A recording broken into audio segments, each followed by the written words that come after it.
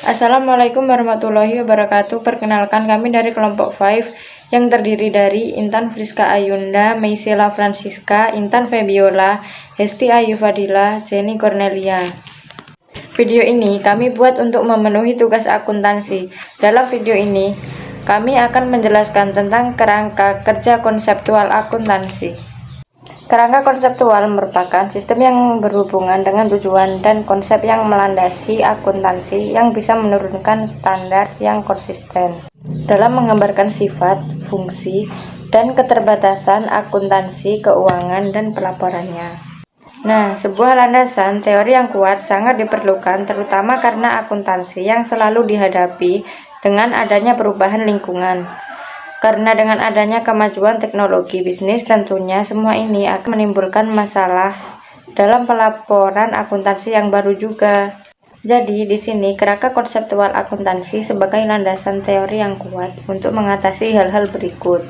Selanjutnya, kerangka konseptual akuntansi merupakan sekumpulan konsep-konsep yang mendasari pelaporan keuangan. Yang dimaksud dengan konsep-konsep dasar pelaporan keuangan yaitu gagasan-gagasan serta ide mengenai apa yang seharusnya dilaporkan dalam laporan keuangan, serta bagaimana melaporkannya. Kumpulan gagasan dan ide-ide tersebut menjadi pedoman dalam menentukan informasi-informasi apa saja yang perlu disajikan dalam laporan tersebut. Kerangka konseptual terdiri dari adanya tujuan pelaporan, karakteristik kualitatif informasi akuntansi, elemen-elemen laporan keuangan, pengakuan dan pengukuran laporan keuangan serta penyajiannya. Assalamualaikum warahmatullahi wabarakatuh. Selanjutnya saya Hesti Ayu Fadila ingin menjelaskan tentang kebutuhan kerangka konseptual akuntansi. Pertama, kerangka konseptual akuntansi dibutuhkan oleh badan-badan pembuat standar termasuk IASB sebagai pedoman dalam mengembangkan dan menerbitkan standar akuntansi baru. Kedua, kerangka konseptual akuntansi dibutuhkan ketika terdapat peristiwa-peristiwa ekonomi yang perlakuan akuntansinya belum diatur dalam standar-standar akuntansi yang ada. Dan yang terakhir, kerangka konseptual akuntansi membantu pihak-pihak dalam memahami dan menginterpretasi standar-standar akuntansi yang ada. Assalamualaikum warahmatullahi wabarakatuh. Perkenalkan, saya Meisela Francisca Wulandari dari kelas 10 akuntansi 2 SMK Negeri Darul Ulum Muncar, dan di sini saya akan menjelaskan tentang kerangka kerja konseptual akuntansi. Level kerangka kerja konsep akuntansi yang pertama adalah tujuan utama pelapor keuangan.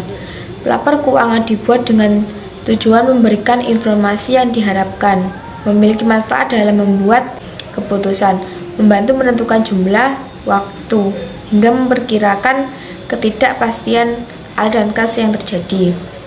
Menyediakan informasi, membuat sumber-sumber ekonomi dan perubahan yang terjadi di dalamnya. Yang kedua, konsep fundamental. Konsep fundamental merupakan dasar yang menyebutkannya permasalahan tujuan akuntansi yang menyangkut masalah pengakuan dan pengukuran. Fundamental dimaknai sebagai konsep dasar, konsep yang berfungsi dalam memberikan petunjuk untuk memilih kejadian, meringkas, mencatat kejadian, dan mengkomunikasi pada pihak-pihak yang memiliki kepentingan.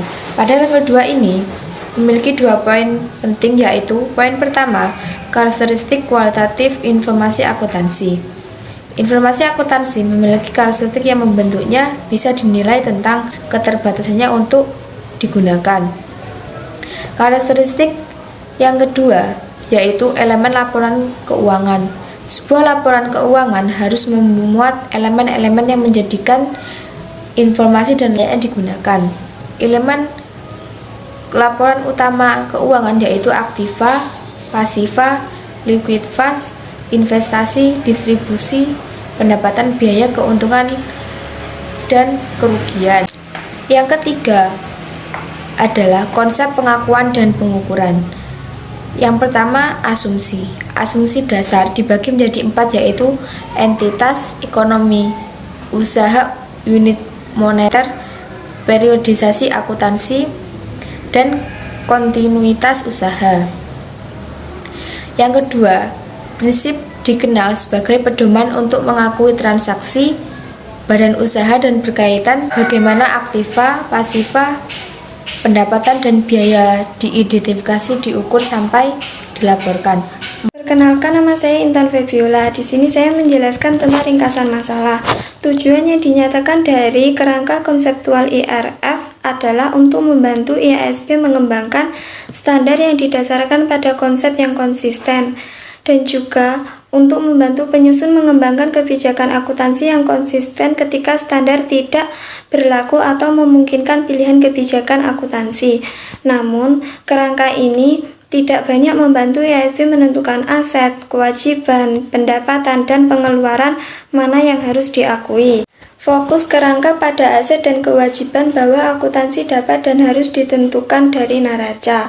Namun, begitu banyak persyaratan pelaporan keuangan saat ini yang awalnya berfokus pada laporan laba rugi, sehingga persyaratan tersebut tidak begitu banyak berasal dari kerangka melainkan perlu direkonsiliasi kembali ke dalamnya. Pada intinya, masalahnya adalah bahwa sementara kerangka kerja menyatakan bahwa akuntansi akrual memberikan dasar yang lebih baik untuk menilai kinerja masa lalu dan masa depan daripada informasi berbasis kas. Itu tidak menjelaskan mengapa untuk melakukannya akan membutuhkan konseptualisasi tentang bagaimana model bisnis entitas digunakan untuk menciptakan nilai, dan tentang kekuatan keterbatasan data akuntansi dalam meningkatkan pemahaman investor tentang penciptaan nilai tersebut. Kurangnya penjelasan tentang tujuan dan informasi dari akrual, bagaimana mereka berhubungan dengan model bisnis, dan bagaimana mereka menyebabkan laporan laba rugi dan neraca berinteraksi adalah celah dalam kerangka. Mengisi celah tersebut akan memberikan cara yang lebih kuat dan alami bagi IASP untuk mengembangkan persyaratan pengakuan dan pengukuran dalam standarnya. Perkenalkan, nama saya Jenny Cornelia Putri. Saya dari kelas 10 AKL 2 ingin menjelaskan tentang pemecahan masalah. Pemecahan masalah dapat disimpulkan muncul permasalahan, yaitu bagaimana nilai suatu aset atau kewajiban yang harus diukur. IASB telah mengatasi hal tersebut dengan kerangka yang mencakup bagian baru tentang pengukuran, yang menetapnya dasar berbeda untuk mengukur aset dan kewajiban, yang mana pendapat adalah ukuran peningkatan sumber daya bersih perusahaan.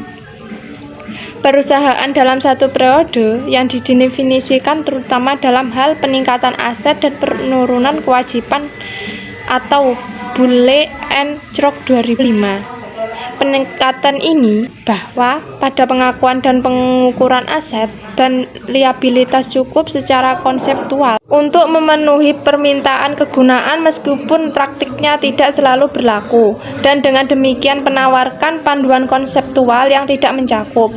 Untuk mengilustrasikan sifat terbuka kerangka ini, pertimbangkan teks langsung yaitu apakah kerangka ini dapat menangani masalah sederhana.